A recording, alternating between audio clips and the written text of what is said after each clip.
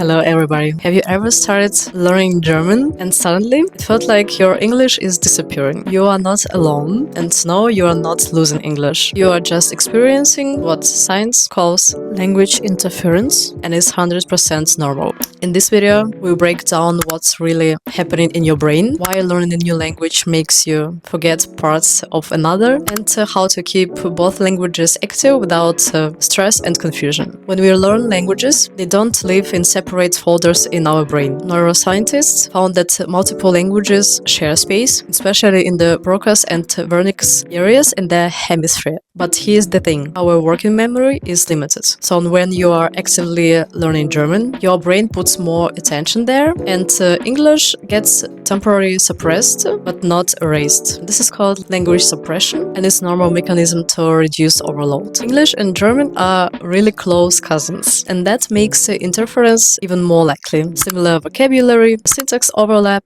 and then, for example, also language dominance shift. If English was your dominant second language and now you are actively focusing on German, your brain just tries to reorganize its priorities. This transitional phase creates instability, and your language controlling system gets confused, and especially in the high pressure situations. Then also phonological interference. The sounds of German and English are very similar but not identical. The we, the, or r sounds, for example, often clash. If you are speaking German, your brain may log into German pronunciation, making it hard to switch back smoothly to English. Linguistic switching costs. Every time you switch languages, your brain performs inhibitory control. It has to turn off one system and turn off another, and that's cognitively expensive. The more similar the languages, the harder it is to inhibit the wrong one. 2012 study by Green and Abu Talebi found that switching between similar languages like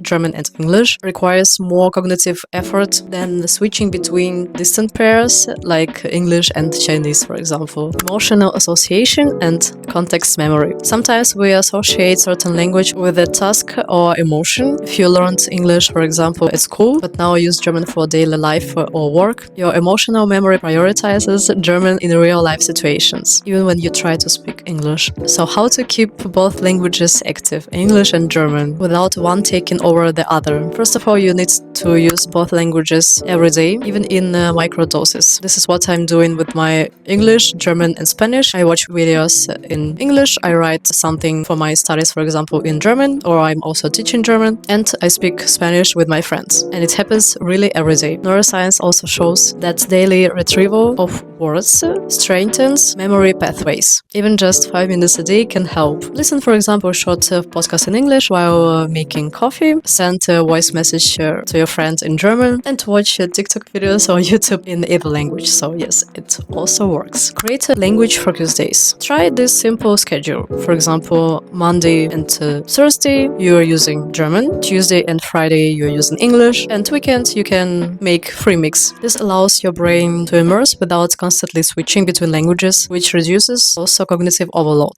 Compare but not confuse, and you can also write down false friends. Instead of mixing up tricky words and phrases, compare them side by side. For example, actually in English, eigentlich in Deutsch, in German, and they're our false friends, because there is also word aktuell in German, which means currently. Become in English, werden in German, and not bekommen in German, for example, which means to receive. Practice translanguaging, but consciously. This is a bilingual learning method where you can switch languages on purpose. Describe per picture, for example, first in English and after that in German. Retell a story from memories in both languages. It works really perfect if you have two friends and one of them only speaks German and another one only English, and then you need to tell one story first to one friend and then the same story to another friend in another language. And you need to set small functional goals, but not perfection goals. Instead of I want to speak German perfectly, try I want to order fluently at the restaurant. I want to explain my job in English. Function builds confidence, and confidence reinforces memory. Learning two languages sometimes can feel like training for mental marathon, but I promise you won't lose your English. You are just retraining your brain to switch more smoothly. So now you can also drop in the comments which language languages do you struggle to keep active? And let's learn, let's progress, let's don't give up, and see you in my next videos.